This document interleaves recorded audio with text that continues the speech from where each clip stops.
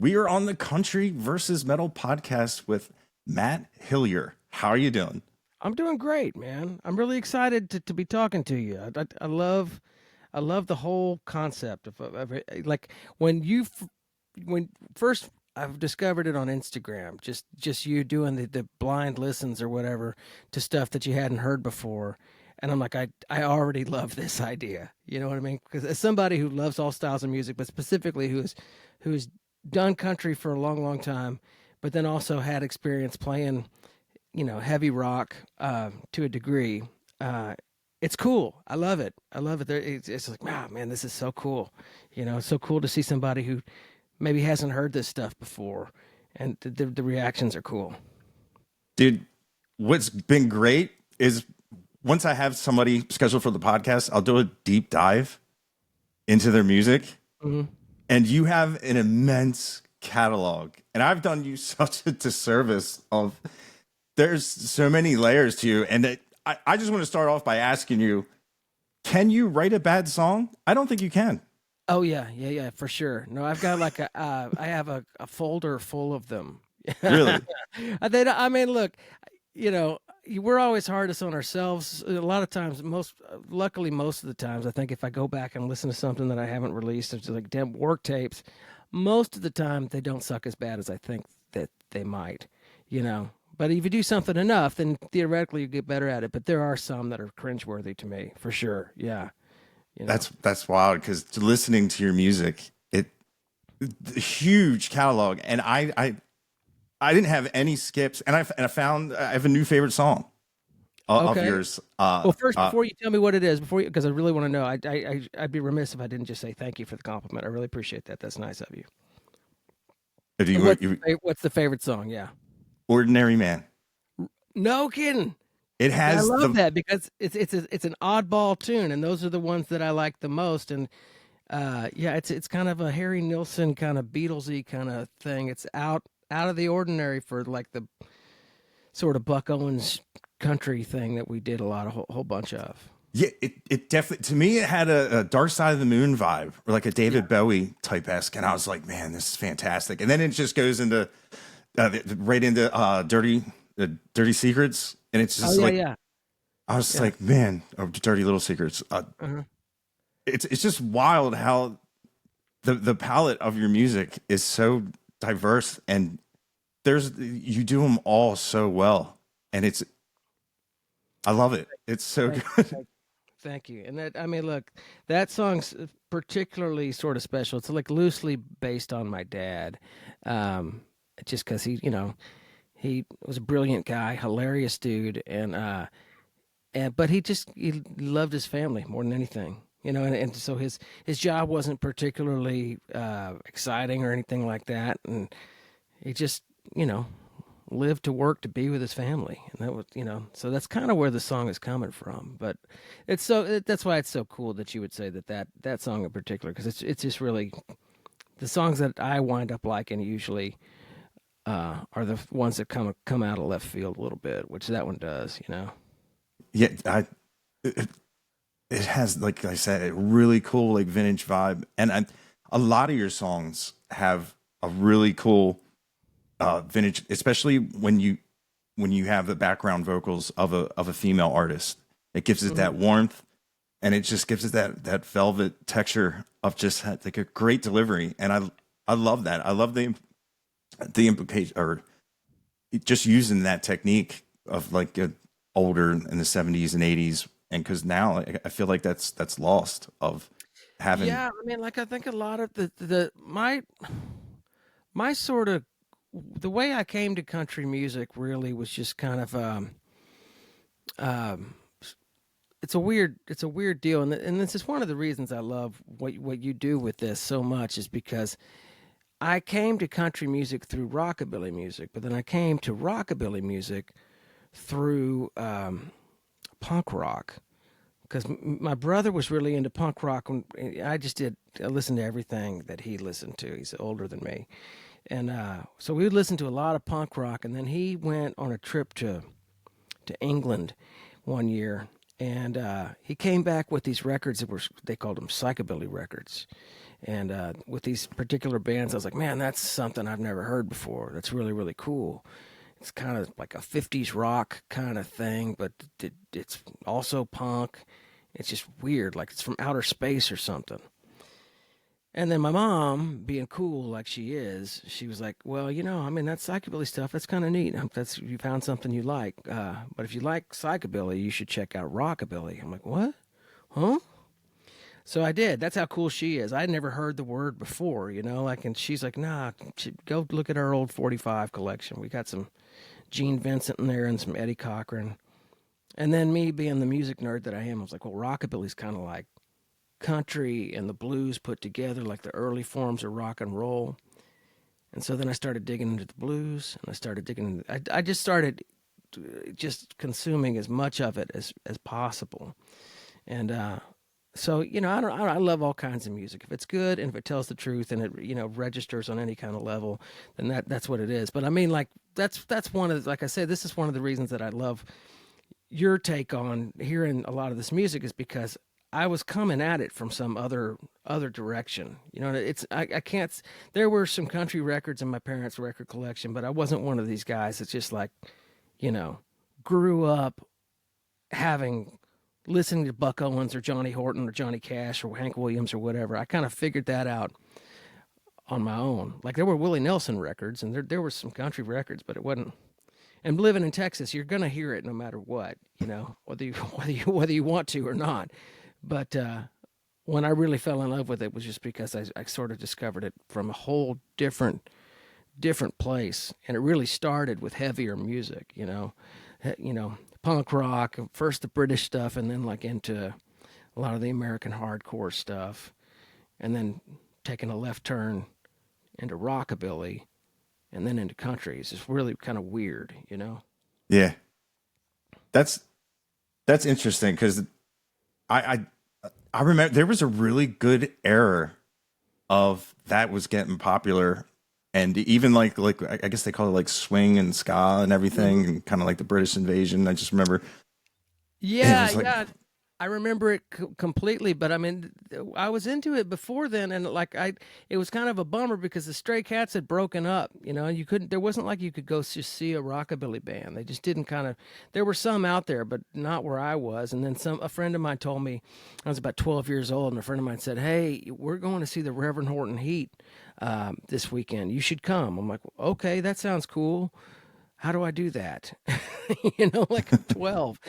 My dad took me, and then I saw the Reverend Horton Heat, and that blew my mind because he was just a melting pot of all cool styles, and then became this sort of psychobilly guru. And yeah, but then I remember, when we started going on tour with rockabilly bands, that whole swing thing started to happen. I don't know. It was fun to watch all that when it was going on, and be part of yeah, it as well. yeah. It's weird how it like exploded, and then I feel like it just like disappeared. And Yeah. like the movie Swingers, it was Uh-huh. like in mainstream Hollywood content, and then like all those names, like the Squirrel Nut Zippers and of the newer age. But Oh, the I just cherry remember, poppin' daddies. yeah, Yeah. yeah, go Daddy O. Yeah, yeah. It's Royal cool. Crown Review was the big one. And we saw it, like we were going out to the West Coast a lot back in those days with our little three-piece rockabilly band, and we saw it happening because, it was everybody was in that scene in California was kind of coming from the rockabilly world. And then one trip we took out there, then all these guys you knew before that were wearing all the rockabilly gear had like zoot suits on and these chains going down to their, you know, ankle or whatever. Yeah, It was like that's weird, man. I mean, it's cool. The music is cool, but like it's just y'all switched it up, like yeah, changed the whole deal. And then it was gone. And after Swingers, then like I don't know, they decided it wasn't cool anymore or something. I don't yeah. know. It was Yeah, really weird. It was like everybody was into it, and then it just faded away, and yeah, it was a shame because it was different, and it got you to move. Like your music is definitely like it takes a lot for me on a heavier song will definitely have my head moving, but yeah. the man, your music, it has like a really cool swing, and I guess it's all just that melting pot of all the because that's the rhythm in rockabilly is very very prominent. It's a lot of swing, yeah, and man, you know, with 1100 Springs, the band that I had for that's the one I had for most of the time. Uh, we just I don't know, we it wasn't supposed to be anything. Like we started as you know, just trying to make extra money, just extra beer money, and have fun doing it because we had all these we knew all these old school country songs. We figured we could get together on a weeknight and just sort of mess around, and it was enough fun, and it that people started coming out. We're like, well, this is really pretty cool. But it was also a chance for us to sort of just give a tip of the hat to a lot of the people that we really liked a lot, whether it was Western Swing via Bob Wills or some of the rockabilly stuff that we kind of came up with, or you know, straight ahead George Jones, Merle Haggard, you know, that kind of stuff, and then Waylon Jennings and Willie Nelson, and we just pulled to pull four, you know, to fill 4 hours in a lot of these dance halls. Like you'd have to pretty much play every song you know, and then some that you don't, just on the fly. Yeah. So it really, you know, it impacted us a whole lot there because it wasn't just like we wanted to be an outlaw country band or we wanted to be a Western swing band or we wanted to play, you know, like Doug Somm or the Texas Tornadoes, or we wanted to play Ray Price. Or we just kind of did it all, you know, and then try to sort of blend a lot of those styles together with our own songs, you know. And I mean, I don't know. I love all of that stuff, and I'm not ashamed to say it. I've heard a handful of folks just like really try to sort of mask their influences. You know what I mean? Like they're just like, well, as if like they like they invented the wheel or something. It's Yeah. like, no, man, I'm not ashamed to say it. Like I love these guys, all of these guys. If you hear that influence, it's not an accident. We love that stuff, you know. Yeah. It's definitely a very diverse sound. And I love how it's recorded. It has like I like the polished stuff, but the stuff that like 1100 Springs and your solo records, it has like an energy to it. Like it was like very a collective effort, and it just comes across like that. And I love that feeling. I take that as a compliment, and I appreciate it. Like I think, I mean, it was always, we were always, especially with 1100, we were always very proud to be a band. You know what I mean? Because Yeah. it's just not. And now that I'm kind of doing stuff on my under my own name, it's not necessarily the same because I can use whoever I want on the records. What, you know, anybody I want to. It's still going to be my name on the record. But I don't ever really want to stray too far into like just like something that you're not able to recreate live at Yeah. all. You know what I mean? Because that's part of what people are buying, and then the further away you don't get me wrong, like have as much fun making a recording as possible. You know, swing for the fences if you want to.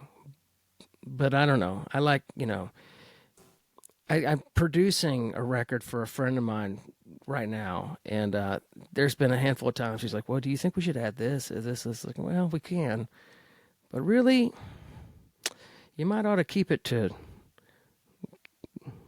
chase it down, not out. You know what I mean? Like, Yeah. keep it to something that you can still create and still recreate for the people who are theoretically going to be coming to your shows. You know. And the more stuff, sometimes the more stuff you pile onto it, like the further away you get from the actual truth. You know what I mean? Yeah, definitely. I mean, you have to replicate it at a show. Yeah. Like people want to hear what, you know, they've been listening to on the way to the show Uh-huh. on the album. And, yeah, like it's a really cool feeling. And I know I like it because like when I first hear one of your songs, like I'm just like, I get jealous because I want to know all the lyrics, you know, and I don't ever really want to sing, but that's when I always say like an acoustic song is good when I don't miss the drums And if there's a song where like I want to be able to sing it on the first listen, that's when I really know that there's something special there. And man, just going through your music, I was just like, wow, wow, wow. It's because it's nonstop. And also, like when I Googled why did 1100 Springs break up, it was like it. The story was just like the bass player, one of the founding members, just had other things he wanted to do, and you're just like, okay, we'll just. I got my solo stuff. It was just really It's good, kind and of I'm glad that it went that way. I mean, we kind of hovered over that button for a while, just because uh, we were a band that was together for 23 years, and that's a wow. good solid run. And every time we would get together and think about making another record, it's kind of like, well, are we going to do this, um, or do we not want to do this? And then like the pandemic came along, and I won't blame it all on that, because we had been thinking about whether or not to keep going for a while.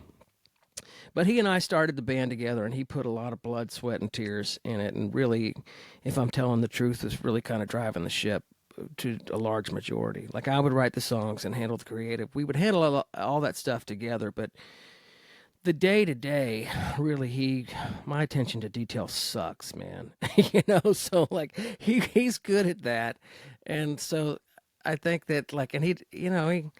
I don't think he wanted to be in a bar band anymore. Like he didn't want to do it. And I was like, well, we talked about possibly if I just keep doing it, but I don't think I really wanted to. Like, not without him. You know what I mean? Like Yeah. I don't think it'd be fair. I don't think it'd be right. I don't think it'd be the same. So everybody kind of went their separate ways amicably. And I won't say that we'll never do it again. We did a sort of reunion show with our buddies, Bowling for Soup, and I guess I got a couple years ago. God, time flies, man. It was last year, I guess. But no, I mean, we love those guys, and that just sounded like fun. So it could happen again. Yeah. That was But no probably a major great plans. show. Yeah. Oh, it was fun. It was a lot of fun, and those guys, and when we talked about it, because the premise that they had for this show was pretty cool, because the Longhorn Ballroom in Dallas just reopened after years and years. It's been there forever. One of the famous things about the Longhorn Ballroom, there's lots of famous things about that place, but one of the famous things is that the Sex Pistols came and played at the Longhorn Ballroom in the 70s. And kind of just everybody flipped out because in Dallas, Texas, nobody knew what to think of anywhere. No one knew what to think of the Sex Pistols for their short little run of being a band. But on the marquee at the Longhorn Ballroom, I guess the Sex Pistols were maybe on Saturday night, but Merle Haggard was on Friday night. So there's a famous picture of the marquee that says for Merle Haggard, the Sex Pistols. So it's a famous picture. They made T-shirts and posters and all that stuff. But I think that people at the Longhorn were trying to sort of give a tip of the hat to that sort of premise, so they put together this show called Punks and Pokes, and they got Bowling for Soup, and they're like, man, it'd be cool if we get 1100 Springs, and I think that initially they thought that it couldn't happen. I'm really glad that it did, because whenever I would tell people about the show, they're like, that's kind of a weird pairing. It's like, it's really not, man. It's really, really not. If you knew the history of our friendship with Bowling for Soup, how far back it goes, like when we were playing rock music, our bands played together all the time. We were great friends and still are, and it made all the sense in the world to us. But some of the 1100 fans are like, you guys in Bowling for Soup? It's like, nah, man. That's a match made in heaven. It was great. Jared and I got tattooed. We got buddy tattoos for Oh, really? that. Yeah. That's awesome. Yeah. Probably had him on your deal. No, he's supposed to come on. I just messaged him the other day, actually, and Yeah. he exchanged some of his info.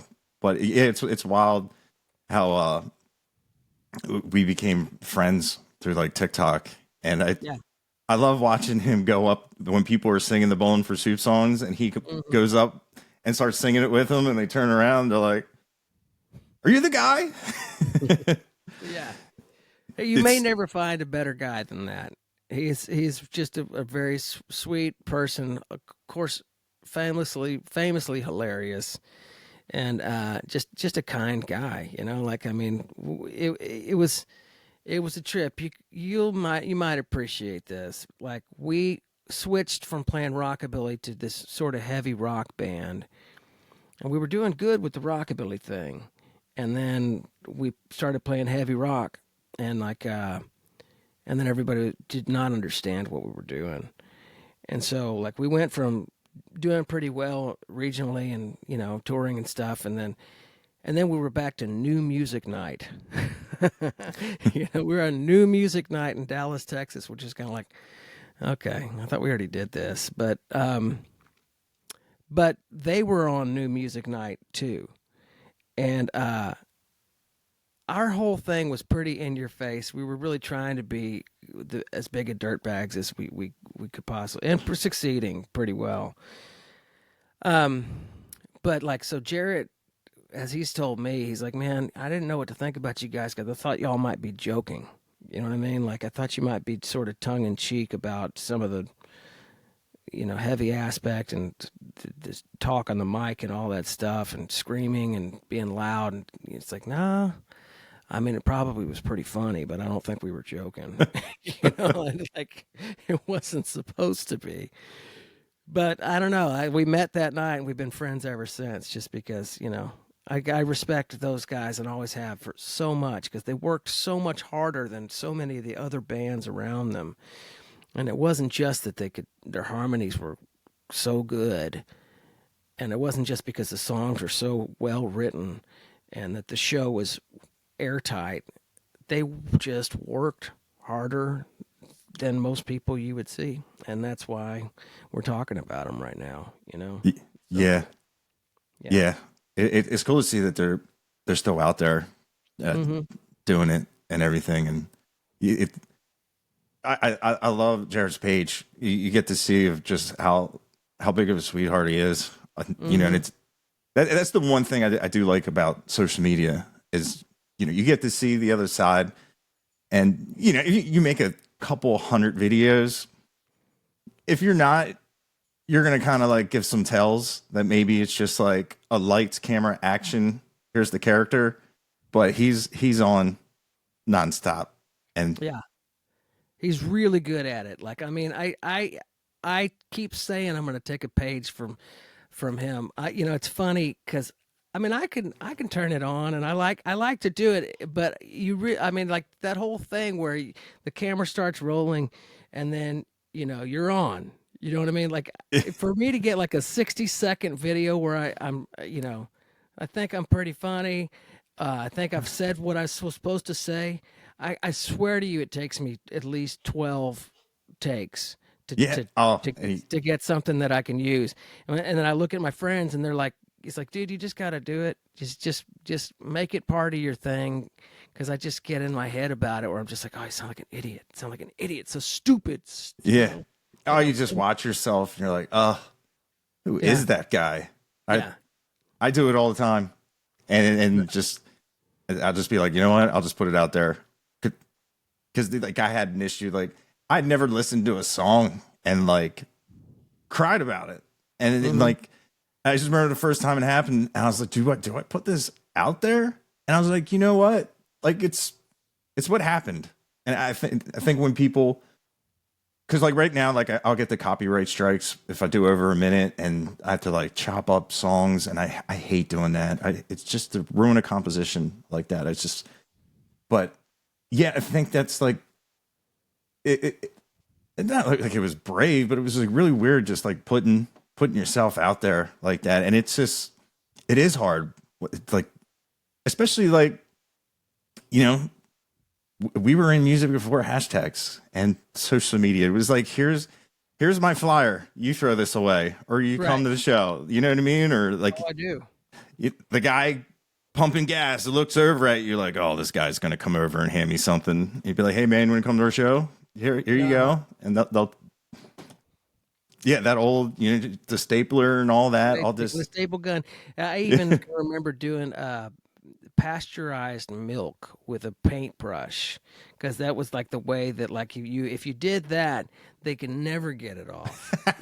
You know what I mean? Like you've seen them like on walls that have just like poster after poster after poster. And it's like, well, hell, man, like that's been up there for a while. It's like, yeah, I don't know who told me about it. It's like, yeah, you take the milk and you paint it on there. It's like, oh, well, that's kind of weird and gross, but I did it. I did it at least once or twice, and it's a pretty gross, sticky situation. But that's old school, man. Everything that I've ever done musically that went anywhere was built off of cheap cassette tapes. You know, like Yeah. for sale. Oh, Yeah. the old Tascam four Hmm. track thing. Man. We made lots of recordings we sold on the Tascams, man. Like and they weren't, I mean, they weren't great, but they weren't, they weren't terrible. Like if you knew a buddy that had one of those, man, you were going to his house at some point in Yeah. time. Yeah. That's how engineers and producers were born back in the day. Yeah. I want to ask you, so like this whole thing is sort of, how many years have you been doing the country versus metal thing? I think it's 3 or 4, I Yeah. believe. It's Well, I'm trying to figure out. It's been at least a couple of years since I first saw what you were up to, and like, what was this? Did you have a buddy that was just like, "Hey, have you listened to this?" Uh, what was the impetus for coming up with like doing the blind listens and stuff? man, I guess it was I got hired to play a show for Brian Martin, and he was a pretty big deal at the time. You see Spotify, 4 million listeners, and I told my buddy, I was like, listen, I don't listen to country music, and I was playing in a country band, but it was music I didn't listen to. It was just stuff I was playing, but I never heard the originals. And I just remember I got the call the night before, and on a set list they don't put who sings the song, so I had like no idea. And I just remember them coming up and it'd be like, "Hey, you're the guitar player," because I was outside of the venue with my guitar amp. Like I got a battery guitar amp, and I'm trying to listen to the songs. I'm trying to be as professional as possible. And it was George Jones. Stop Loving Her Today, and I'm like, I swear to God, he's moving the capo. I said, there's something going on. The keys changing, and he was just like, "Yeah, you never heard this before?" I was like, I didn't know who George Jones was. I didn't know George Strait. There was a bunch of other guys, and I just remember he was using my drummer. My drummer was his drummer at the time, and he just brought me aside. He's like, "Man, you need to listen to country music if you want to do this. Like you got to stop playing like how you're playing and put some twang on that." Like I'd never played on a Fender amp before, and I had a Kemper, and like I really didn't know how to set it up, but I really liked the tone of it. And then I sat down with my buddy, and I was listening to a song that I wasn't enjoying, and I was commentary on it, and he was like, "You should record that." And we sat, because he's a country fanatic. Like he loves country music, and was given, it was stuff I didn't like though still, and I was just kind of like a character, like the mean guy, and he's the nice guy. And I just remember I'd never heard this this Johnny Cash song. I had, not like I had a beef with Johnny Cash, but one of my favorite songs was "Hurt" by 9 Inch Nails. Yeah. And when he covered that, I thought he did a great job, but then it was like, that's his song now. It's out of 9 Inch Nails' hand. And I was kind of like, man, I had real big connection to it. And he was older, and then when we were doing the country versus metal, where I was sitting side by side with him, and I heard a song, and I was like, man, I wonder if he'd be considered one of the first, like, kind of like rapper kind of, because his cadence and his vocals was a lot faster than older music I had heard. Yeah. And it wasn't a terrible song, and I really liked it. He was younger, so his voice was more deep and just had more character. And I was like, man, there's something to it. But what really took off is when I heard like Pecos and the Rooftops and like the Texas country guys that aren't afraid to put some dirt on their Yeah. guitars and whatnot. And then like it slowly came around to like Waylon Jennings. I was like, man, this dude's voice is incredible. And it took a little while because I was like, man, if he just had some dirt. And now I'm like, now I love the Fender chiminess and Yeah. that tone. And even when you crank a clean amp and you get that like Stevie Ray Vaughan or like Zach Wilkerson sound of just a screaming guitar, I just like fell in love with it. I'd always loved Stevie Ray Vaughan, but man, this country guys like Johnny Highland and Brent Mason and all those guys that can just doing like the finger picking and stuff. And like, cause that comes around to like the rockabilly stuff is kind of on the same where if you know your way around the guitar, you're going to do good in that genre. Yeah. But I never appreciated the country guys because I just never listened to it. But man, now I have such a massive respect. And also like you can play too, because I was watching you play and I was like, dude, I love that when a front man just goes, watch this. Well, I appreciate it. I love to play guitar, and when I first started singing and playing and doing shows and whatnot, I was pretty young, but I mean, it might have been more important to me in my mind to be a guitar player than it was to be a singer. I don't know. I really I like it a lot. I'm a good guitar player. I'm not a great guitar player, like because you know how it is. I mean, you're a really good guitar player. You know, if you're at the point where you can say you're a great guitar player, well, then you've graduated to a certain level. But most really, good guitar players are, even really good guitar players would be like, nah, there's this guy over here. There's always somebody, you just throw a rock, you hit somebody who's really, really, really good. But I love to do it, and that's one thing Yeah. that I loved about, rockabilly or country music, which is that there was always a spot for instrumental, solos and things, and such really killer pickers, like whether it was James Burton or Merle Travis or Chet Atkins or from all going all the way back, or Grady Martin, all these guys from early back, and it's just always such a big part of the song. You got a really great singer and the vocals always out front, and nothing should be in the way of the vocal except when it's time for somebody to take a lead break, and you're like, and it's Roy Clark or Glenn Campbell or something, and you're just like, holy, what just happened, man? Yeah. So it's like, and I love that. That's one of the things that I love about what you do, and then seeing you play when you pick up and you shred. It's like, see, he's a picker, dude. He can play, which is cool because that's such a sort of similar thing between like metal, which I came to metal kind of late, like I was into punk rock and I was into some metal, but then I got into metal like later. And it was really cool. It was really, really fun to get into it. Just like, okay.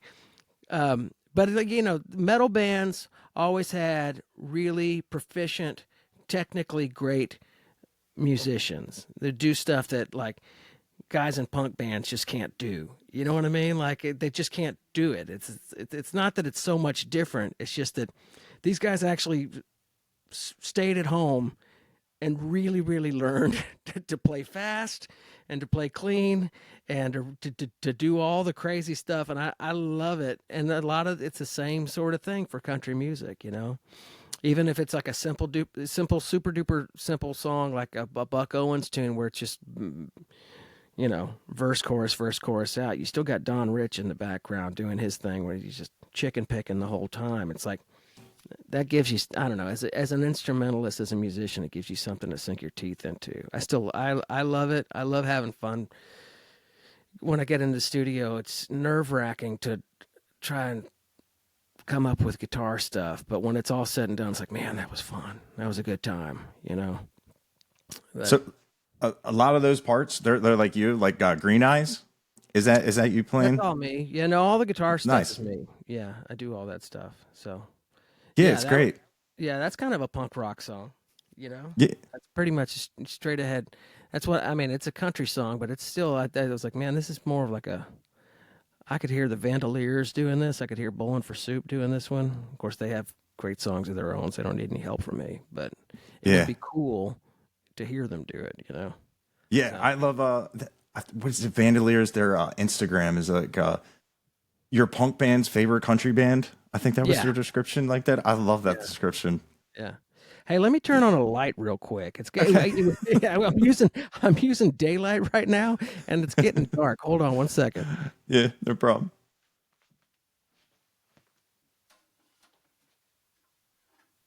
That's funny.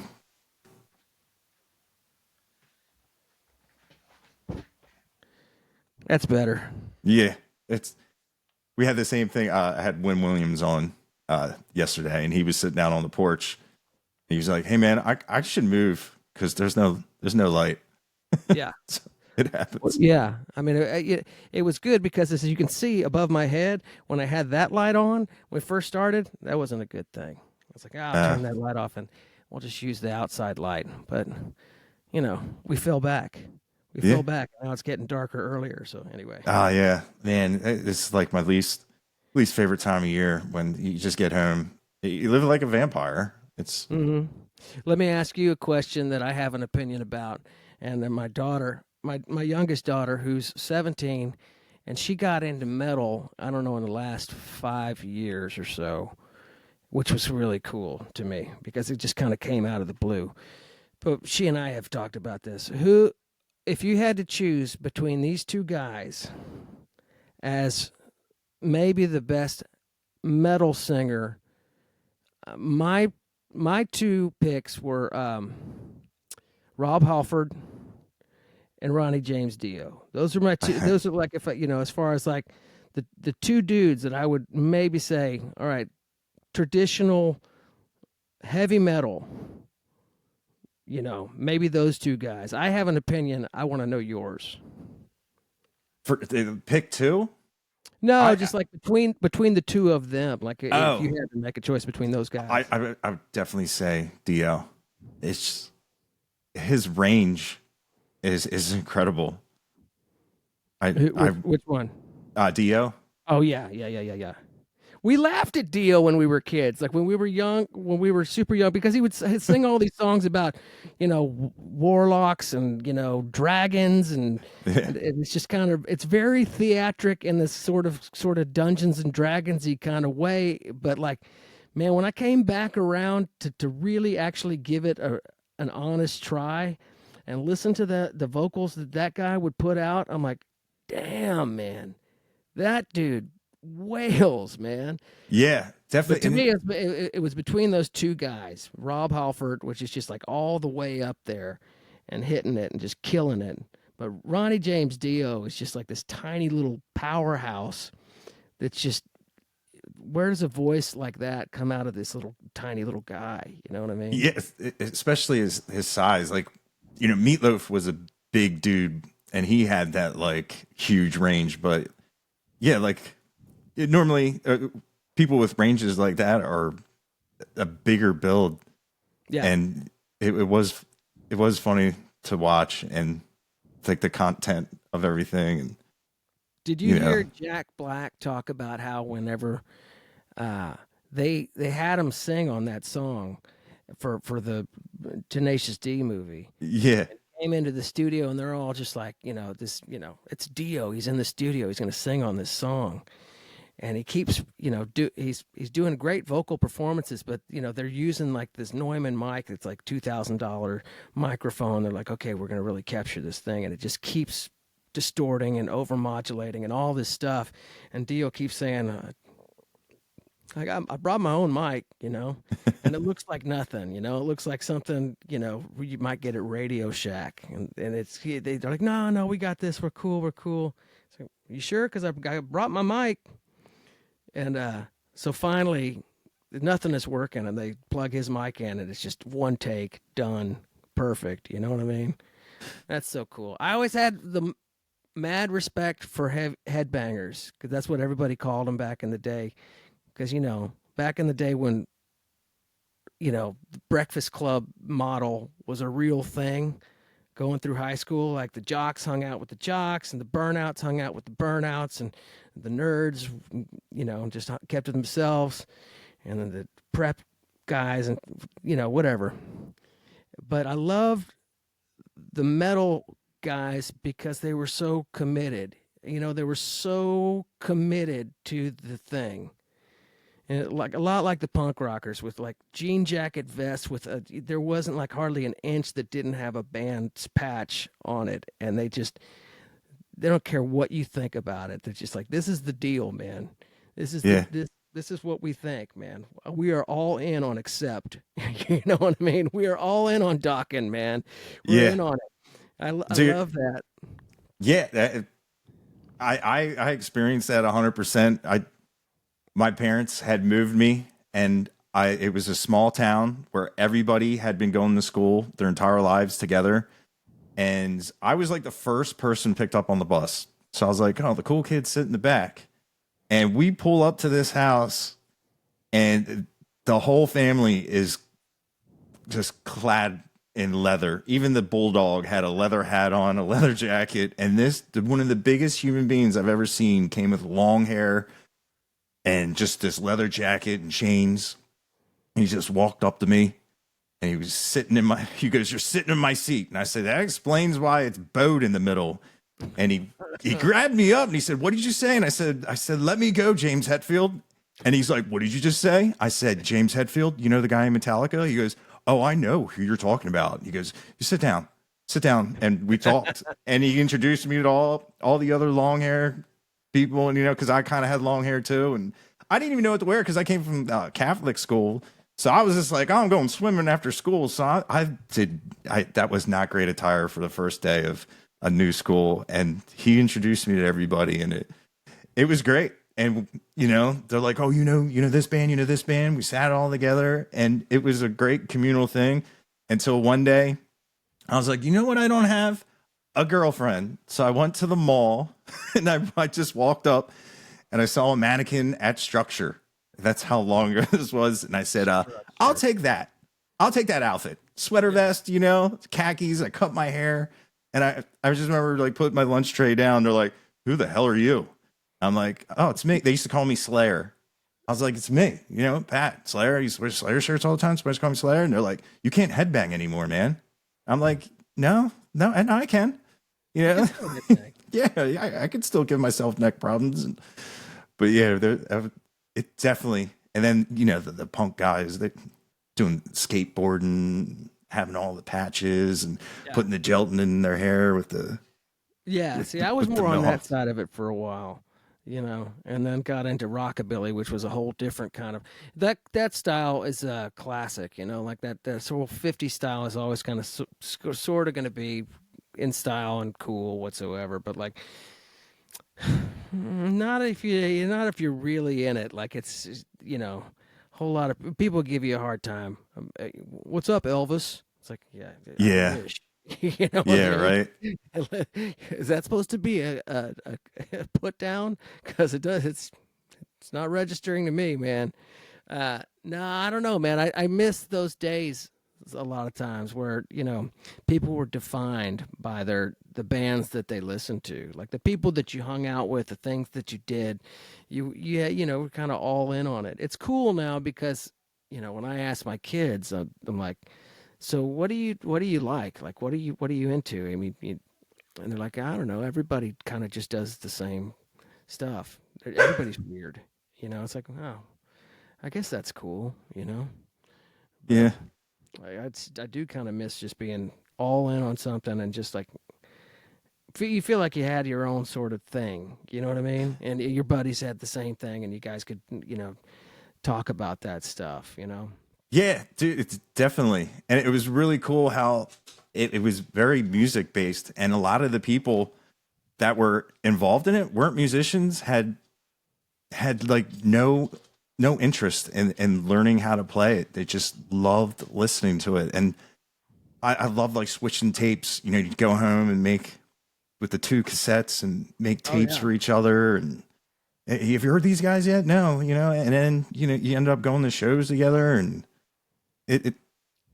it was cool. It definitely was cool because like if you like punk music and you could see a guy, you already had something in common when you see the patches and you see all the familiar band names and whatnot, and you're on a basic level you're gonna have an understanding and something. And From the Rockabilly was basic so weird relationship too because like everybody was sort of living under a rock. So there was like a small little scene, and you wouldn't see any of these guys until maybe there was a show that everybody would go to, and they're like, "Oh man, that dude." I need to know that guy. I need to know this guy, you know?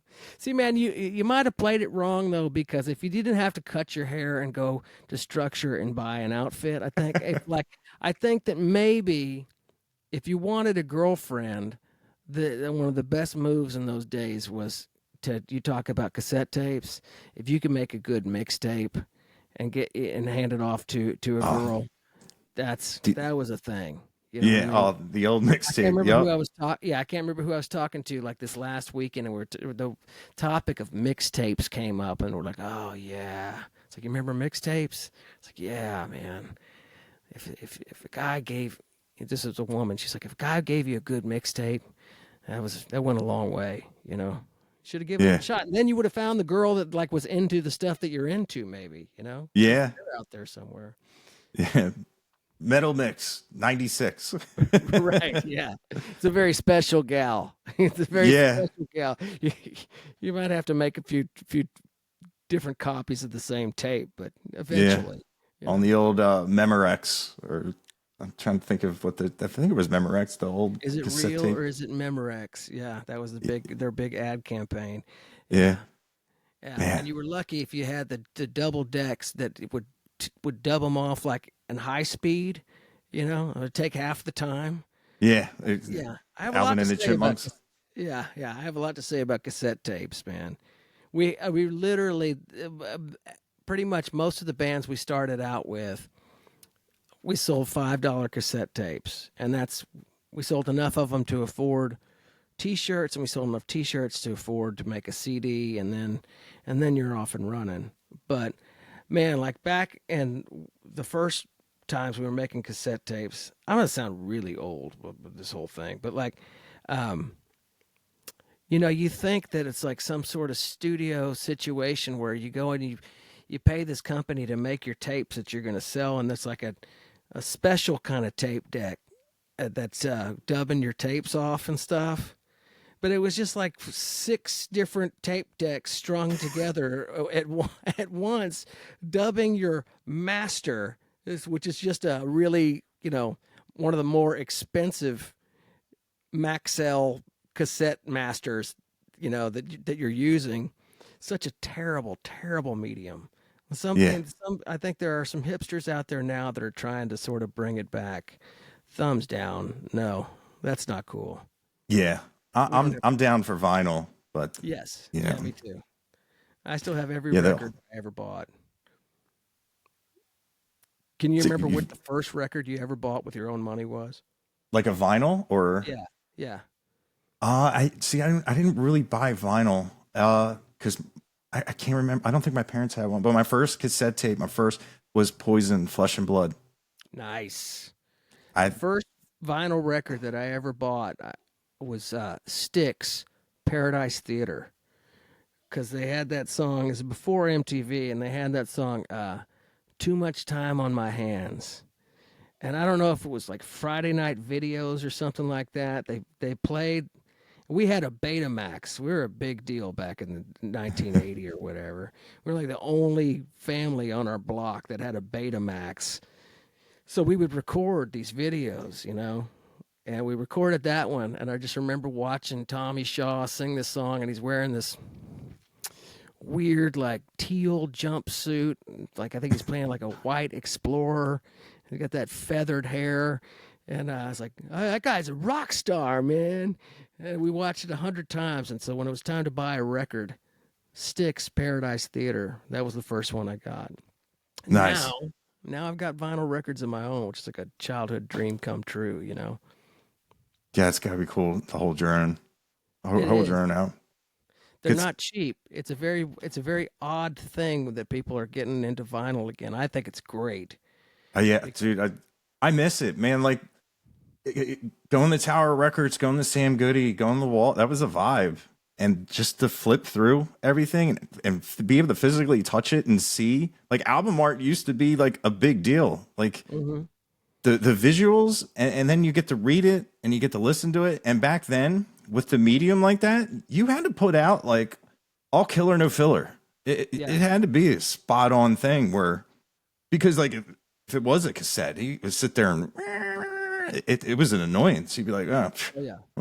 but yeah, I do like seeing uh like we just did that thing in Fort Worth, and Hand Drawn Records came and he was selling records. Zach Wilkerson, Yeah. uh he's got his vinyl, and that it's Zach and I have fantastic. been out touring around the last month or so, and we've known each other for a pretty good long time. But this has been a lot of fun playing with him, and it's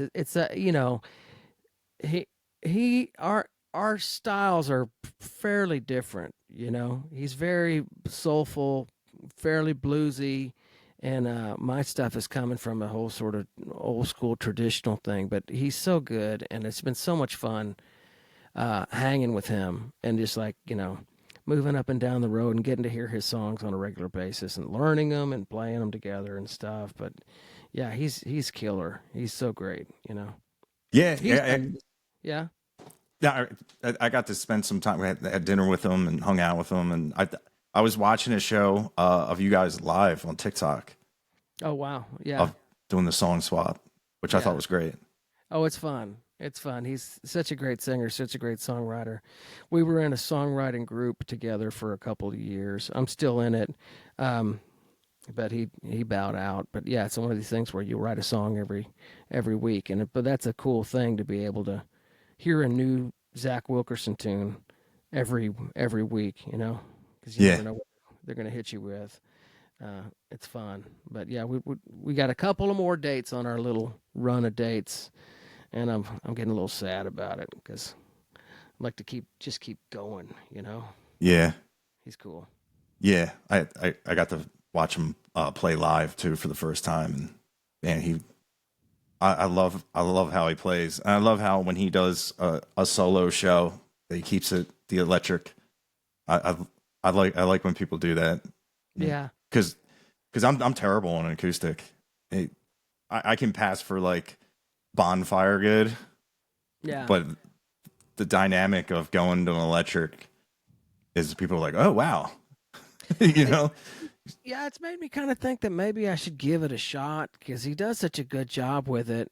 But I've also kind of like since doing more and more acoustic things, I I've leaned into to playing more leads on acoustic, like and really because there's so many songs that were on these records that we would put out that I'm like, it's more of a band song, and then I would have to sort of tell myself it's like, is it though? I mean, they're songs. You wrote them on an acoustic guitar, and you can come up with some sort of version of playing it where you're still playing leads and you're still doing your stuff, and you can figure out a way to fill those gaps a little bit, which is challenging.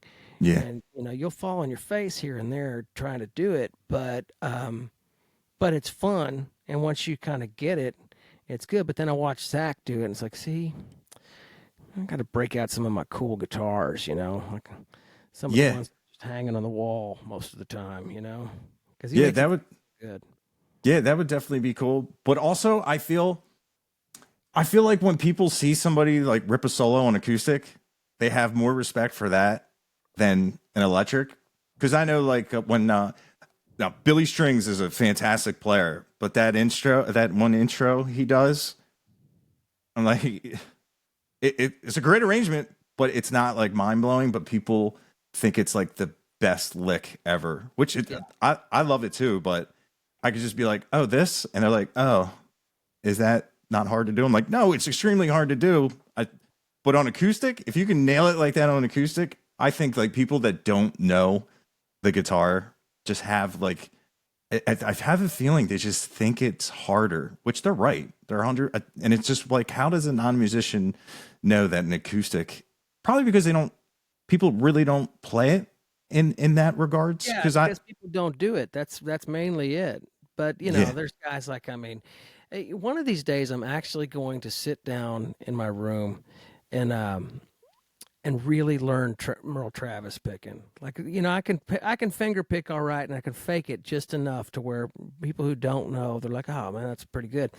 But it's like, I'm not doing it right. I'm really not. Like, it takes hours, and like your brain will hurt, and then you'll get it right. yeah But then there's guys like Tommy Emmanuel, which I don't know if you're hip to him or not, but he's otherworldly as far as guitar picking is, and he does mainly acoustic stuff, but he moves in and out from Travis picking to flat picking to just he's just really really good. And you watch people like that, it's like, man, if I could just get anywhere close, if I could get anywhere close to pulling off something, even just you know not nearly as good, but just like somewhere in the ballpark of that's the direction you want to go, then I'm doing all right. You know what I mean? Which yeah I don't. I don't get that close, but you know, that's why you don't want to. That's why you don't want to be a really good guitar player, because then or like a great guitar player, because then you run out of people to point at and go, that guy. You know what I mean? Like you're supposed to have somebody that you look at and you listen to and you watch, and that makes you just want to quit. yeah. You know? Oh yeah, that's the biggest. When someone Right. goes, "I hate you," Yeah. it's one of the best comments, and it's funny. Is like I've had people. It's like they think I'm like generally making fun of my buddy for playing his guitar, and I'm like, no, this is how we show love. These are good comments, Yeah. but because it's definitely it's an endless art. Because I remember I always loved I love flamenco guitar. The Hmm. things they could do, I hope I said Paco de Lucia, and Yeah. just it's amazing. And to hear it like that, and how like because I have an issue with like Stevie Ray Vaughan and all those blues guys. They could break away and still be rhythmic and still play leads and go right back in. And I'm always like, jump out, jump back into doing something. Not like don't really like Hendrix used his thumb to keep like the bass notes, and Yeah. I'm like a one or the other. And man, like you said, I've been trying to get my brain to like both sides just to just to get together, and it's so and If like you man, figure it out, let me know, because yeah, right. It's those it's a guys that can lifelong struggle. You yeah. know. Some people just can do it and just seamlessly just the song, the tempo, nothing's ever. It's all just a smooth ride, and man, it's that itself. It's you probably don't notice as a non-musician, but it's one of the hardest things to do. It's so much easier just to rip a guitar line, and but to be able to rip into it, going back into like bouncing hammer-ons and all on a chord, and going back to the rhythm side, and still doing the leads, and never breaking the song's character. That's one thing. Like I need that camouflage of the band and the bass player, so I can Oh yeah, it's a lot, because and I've always had to do a handful of acoustic shows, but then maybe like 12 or 13 years ago, 1100 Springs, just we weren't playing as full of a schedule anymore, and I don't have a job, so I needed to figure something out. I had to do more of these acoustic shows, which I found that I really love. Like maybe the most out of everything. I really just love it. You can have a different conversation with the audience. You don't really need a set list. You can read the audience. You can just play whatever you think you can pull off. You can do it, and that's fun. But what got to me at that point was like, and I've always had to do that whole sort of juggling thing where I'm singing, I'm playing rhythm, I'm playing lead, and from time to time playing lead in between my vocal lines. And it's a lot. It's a lot. So yeah, you lean on the band to really kind of fill the extra space. But then when you're all by yourself doing acoustic stuff and you're trying to do all of that stuff, um, I did have to come to a point where it's time to knuckle down and really kind of figure out what you're doing here, because you can do it. You know how to play guitar. You know how to sing. You can do all this stuff. You've been doing it. But if you're going to do it like this, just by yourself, It's a lot, man, and it's still it's. I mean, it's a big challenge, and I'd really like the challenge of it all, but it's not easy. You know what I mean? Yeah. And Oh, you're the people that you see that are like really, really good at it and just seamless. It's just It's just like what you said. It's just like I hate you. You know what I mean? yeah. Oh, like pretty much every bluegrass guy. Yeah. They do that flapping and they just pop off the solo and everything. Every note has its place, and it just goes right back into that crazy rhythm, and it's like God And the dang, vocals man. too, on top of it all. Yeah, You know what I mean? Like it's nuts. Yeah, I don't know. I you know, it's nothing that it's never too late to I think an old dog can learn new tricks. It's never too late to sort of show yourself how to do something and rethink it. That's the fun of the whole deal, you know what I mean? yeah. So, Oh, that 100%. It's funny is the more professional people I get around, and I tell them, they're like, "Oh, what do you do?" And it's just like, I hate talking about work, so I was just like, "Oh, I play guitar," and they're like, "Aren't you a little old?" And I'm like, "Oh, who's your favorite rock stars? Are they kids? You know, like your favorite guitar player is 14, 12? You know, what are we talking about here? You know, like, yeah. Yeah, what do you well, I mean? mean, I don't know. It's just I think most people probably just don't they can't wrap their head around the idea that your quote unquote job is that, you know. Yeah, And like most folks that I run into, my friends, like they think it's pretty cool, you know. But I tell you, I'm probably like you in the sense that if you wind up at one of these parties, these backyard barbecues or whatever, and you're catching up with everybody, and they start to ask about, well, you had any good cool shows lately? And I'm just like, oh no, man, let's not do this. You know what I yeah, mean? Like I couldn't explain it to you. I mean, it's cool that you know that you're interested, and it's you know it's that's great, but it's just there's no way for me to really sort of explain what it is we do. You know what I mean? yeah, Uh, and it's I don't know. I'm also just sort of it doesn't feel like it's supposed to be it doesn't feel to me like it's supposed to be a job that I can do. You know, like so yeah, for me to talk about it with somebody who's pulling down six figures, doing whatever it is that they do, it's just kind of like, man, it's not. But they like they like seeing what it's interesting, and it's yeah, I don't know, this is still is interesting for me anyways. There's a lot of interesting things happen, you know. But yeah. I every once in a while, it's a good conversation, but when you're trying to tell somebody of like, like why do you do it? You know, they're like, oh, you have a good job. Why drive all the way to Maine and play for God knows, it could be 10 people. It could be this. yeah, It's just like, dude, right. it's for the love of the music. And, it's great when you play hometown and you see the same people, but man, when you find new people that get excited, it's just like a complete circle. I've always found of when people come on, they're like, "What's your name? Never heard you." Blah blah. This was so much fun because at your hometown, they're gonna be like, "Yeah, great show. We going out after?" It's just Right. it's just another gig. But man, when you go see new people and get hopefully new fans, it's a really cool thing when you're Yeah, you're it is. wrapping up your cables and you just see smiles and they want to talk to you. Yeah, And it is. Yeah, man, I always make the joke that I'm not otherwise employable, and it's only about half a joke. It's, God, I don't, God help me if I have to actually get a job.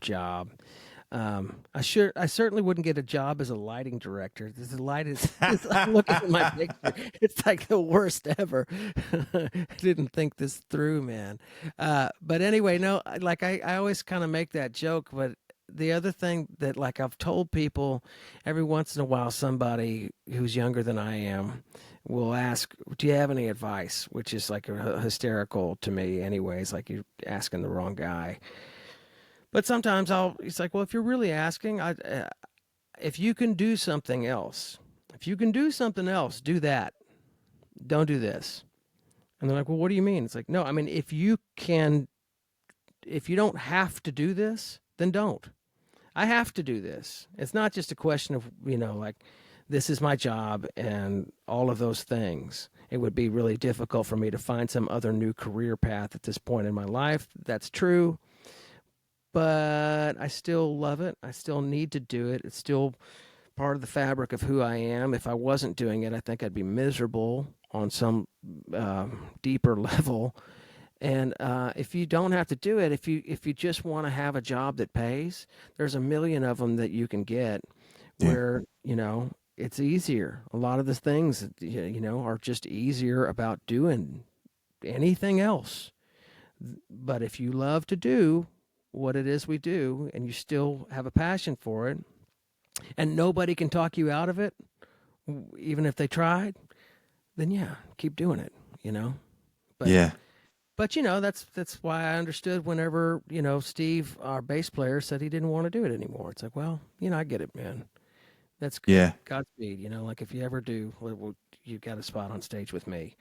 But that's just it. The flip side of that coin. I know I'm talking a lot here, but the flip side of that coin is I also roll my eyes when people who don't get it, like, they're like, but you love what you do. And it's like, yeah, I do. I do love what I do, but let me just go ahead and tell you why you're saying it with such romance and music. When you say that I love what I do, you wouldn't last a day. You wouldn't last a day doing what we do. Like, you really, really, I know I love it because I have to do it, and I still love to do it. But I mean, just the sum of the situations you find yourself in, it's unreal. And then, some of the great situations you couldn't possibly explain. The highs are way, way up here, and then some of those weird situations you get yourself into that are way down at the bottom. And those are the best stories, right? Yeah. Those are the ones. 100%. Like, and most of the stories that people want to hear when you're hanging around are not just like, oh, we did this show. It was so amazing. Everybody was there. They were all singing along and having a great time. It's like, no, it's usually the one where you're like, yeah, we were all sitting in the back of a van eating day-old corn dogs because we were starving. And then, you fill in the blanks on that story. But like, those life is interesting. At least you get to do something interesting and you get to have some fun doing it. Yeah, 100%. Like, and I think like musicians, man, you have to have that drive, and some of the stories from the grind and everything. And one of my favorite things to do is to read autobiographies, and stuff about comedians. Comedians even like start even lower than musicians, and just to hear their stories of just the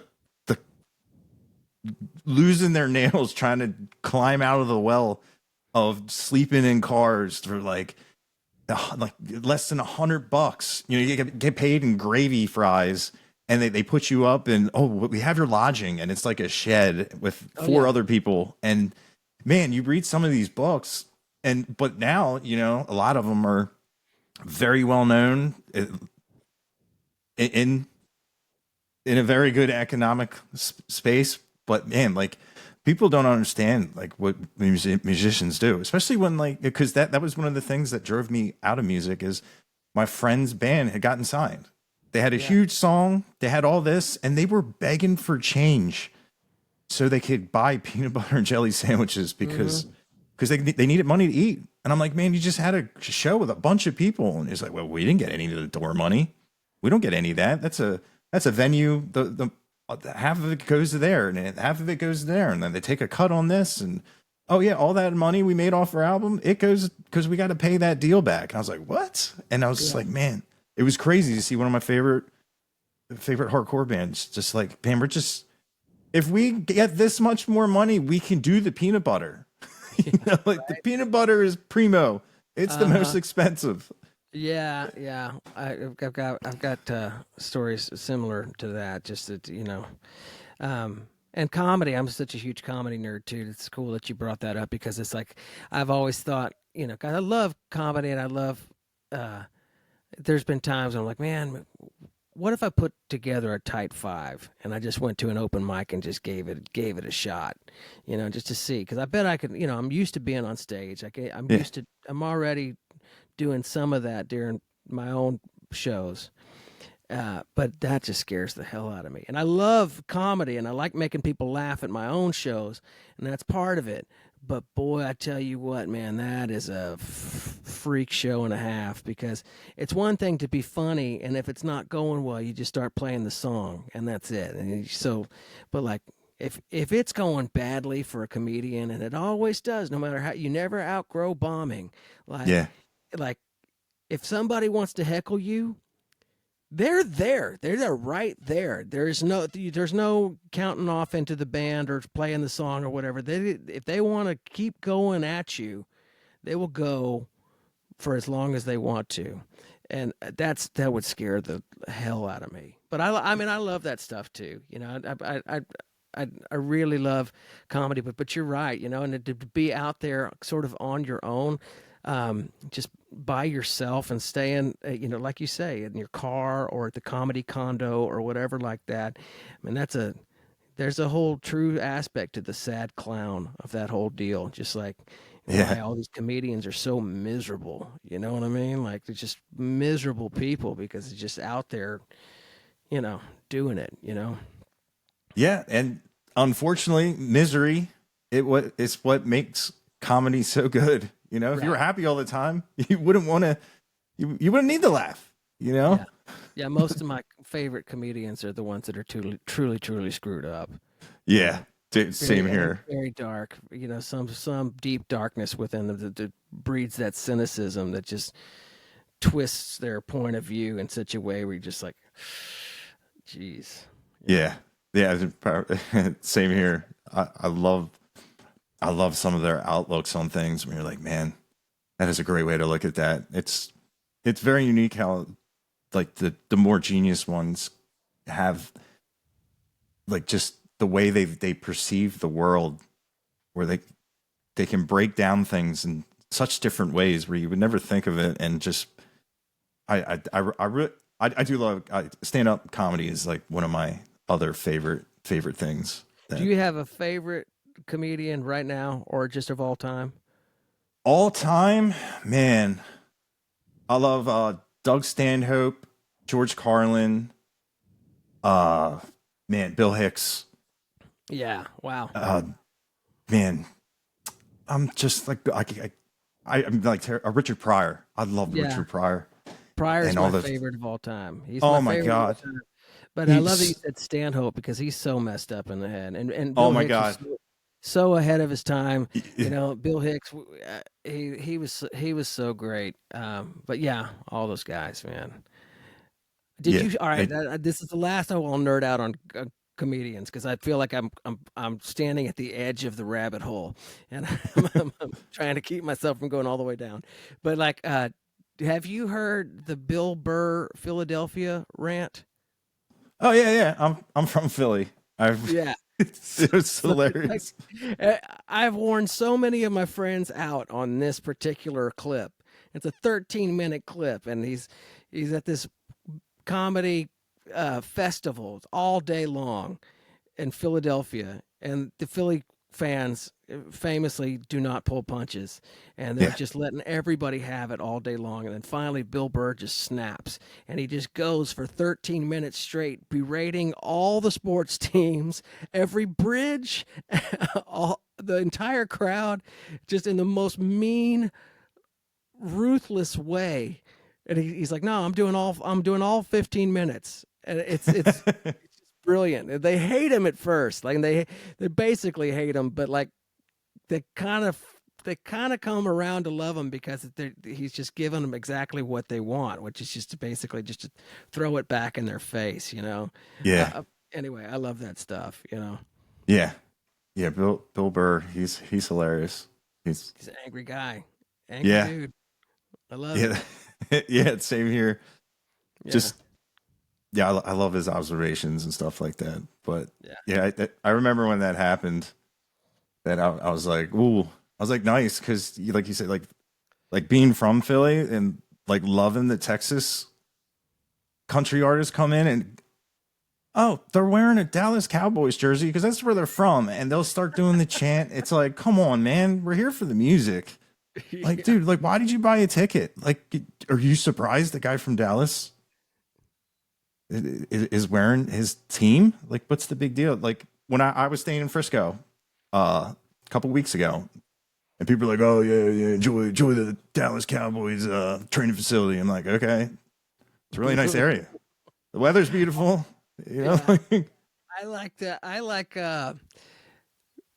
Drew Kennedy and I are buddies, and 'cause he's from Philly, and I don't do it much anymore, just because I mean the Cowboys suck so bad, so much of the time, and Philly, the Eagles have been kind of the last couple of years has been killing it, just it's a good team, but that rivalry is serious. It's serious and it's famous.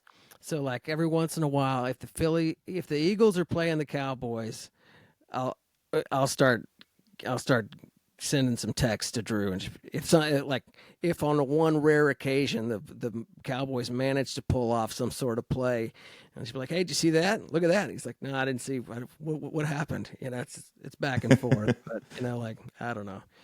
It's a famous old rivalry, man. yeah, and like I don't even watch sports, and it's funny when I'm in Texas, or I'll say like, yeah, I'm like, if I say I'm from Delaware, people go, "Oh, you're from Colorado." I'm like, "No, it's Denver."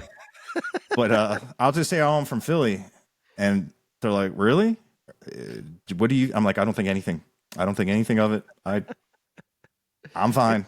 I don't follow sports either, man. I Yeah, just watch the Cowboys really, and that's about it. And it's usually with diminishing returns, yeah, oh, yeah. literally and figuratively. It's usually not great. I watch the Rangers and I watch the Cowboys if I watch anything at all, but I'm not a big sports ball guy. Yeah, I'm the same. Yeah, Steve Well, just up. What were we gonna say? oh, nothing. Go ahead. Steve said, "Ask about the Drunk Hank set." Oh wow, yeah, okay. Are you familiar with this? What he's talking about? I have All no right. idea. So like there's a famous clip on YouTube of Hank Williams Jr. and he's hammered. He's hammered on stage, and it's about a 30-minute clip, and he can't really.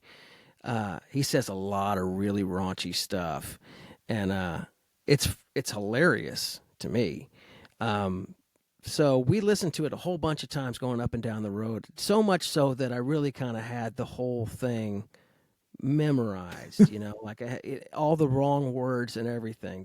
I had the whole thing figured out. And one year in Steamboat, the Steamboat Music Fest, they did a comedy night, which was like after hours. It was really only for the musicians, and and people got up and they played all their dirty songs and whatnot. But and it just so happened that this year the guy who does the voice for SpongeBob SquarePants, Tom Kenny, great comedian, um, and he was there, and so I did as a bit. I got up, I stumbled into the room with like a fake beard on that was made of yarn. It was the only thing that Courtney Patton put it on my face, and it looked awful. It looked terrible, and these sunglasses on and my hat and stuff. And I got up on stage as Hank Williams Jr. Now nobody knows what the hell is going on with this, but I get up there and I'm doing the whole bit verbatim, and so half of the room, I loved it because half of the room had seen this whole thing or had heard it before, and they're like, "Oh my gosh, he's really doing it. Like he's really going word for word." The other half just thinks I'm a drunken idiot. They just think that I get up there and they're just like, "What the hell? Is he okay? Is he all right? What is going on with this guy?" But I encourage you to if you look up Hank Williams Jr. drunk on stage. I can't do much of it here because it's pretty foul. I mean, he says a lot of stuff that's classic and hilarious to me and unintelligible, but you'll appreciate. I'll send it to you. It'll be rapidly become one of your favorite clips that you've heard. Yeah, dude, I look forward to it because I remember seeing a clip of Chris Farley as Hank Williams Jr. Yeah, and Like, it goes through every city. Detroit's yeah, coming over tonight. Baltimore's coming over tonight. they're like, oh, Hank, it's a bullfish ass. Yeah. Whatever he says. I was like, because I didn't know. It's funny, like I didn't know who he was, and I wish I would have done a video of Country Boy Can Survive. I I like that song. Well, And that's one then, of the songs that he does, and oh it's on the God, clip. They're not together. Like I'll have to if I send it to you, I'll have to sort of give you earmark the minutes and times when to tune in. But I can say that he starts off that one off. He's like, "Preacher man says it's a live of time. Civil man says it's a wind of time. Interest is up and the stock market down. It did no bit of old downtown. We're just hillbillies." And he goes on and on and on. Oh, it's good stuff. Good stuff. it's Yeah. it's So I have crazy. dabbled in comedy. Yeah, there you go. I was just gonna say that. Yeah. It's funny how like people could be like that back then and not get absolutely their careers ruined, because now it's on every social media and you're like really like it used to be like they're like your rock star was found in a dumpster, and that was like crazy, man, they're crazy. Now it's like, oh, it's tabloid, it's this, it's like all Yet that. nobody really cares, right? Like nobody really cares. Like it's still just going to go by like a fart in the wind, no matter what. But yeah, you're right. It can live, and that makes me really pretty glad that whenever I did play heavy rock music, like it was right in the sweet spot, right before YouTube and Yeah, before cell phone cameras, so that a lot of that stuff it only exists in people's memory, yeah, because I don't know, 100%. because I can't tell you that it would have aged very well Yeah, whatsoever. 100%. I, Yeah. I I hate sounding old, but I see these kids, and I'm like, do you not know what incrimination is? Like, if you would have pulled out a disposable at some, you would have been the crowd would have adjusted you. I was Yeah, like, yeah. no. Like, Well, and I got kids myself, and I've had to try and tell them. It's like, look, don't forget, this stuff lives forever, ever. Oh God. forever. It'll go on. It'll be, you know, after the apocalypse. Someone's going to find a hard drive of you doing something you shouldn't have been doing. Yeah. So, knock on wood. Hopefully, I dodged most of the bullets that would have been Yeah. coming my way. Yeah. Polaroids fade and all that. Yeah. And Yeah. it is wild how just, I mean, all that physical media had a shelf life, and now once it's in that digital 10001, it's as long as it's on that little space, it will not go away. You know what I always laughed at is like sometimes we would play weddings, and we've been playing music long enough to where, you'd play a wedding once in a while, and the bride and the groom really didn't want to spend a bunch of money paying for like the photographer, so they would just put disposable cameras on the tables, you know, which it's a terrible, it's an Yeah. awful idea, man. I Couple mean, trips to the bathroom. don't worry about what we're gonna do. But like, I mean, your buddies, I mean, they can't wait to. Yeah. I mean, you go get those developed. I mean, get double prints while you're at it. Yeah. The groom's laughing, the bride is so angry. No, but they saved money. They saved money. Yeah. Yeah. Anyway, Oh, that's those were the days. Yep. Yeah. 100%. But man, we've been talking for like an hour and 20. Is there anything? Seems like 15 minutes, but we've been going at it for a pretty good long time, and it's been fun. You know what I Yeah. mean? Like, Oh, dude.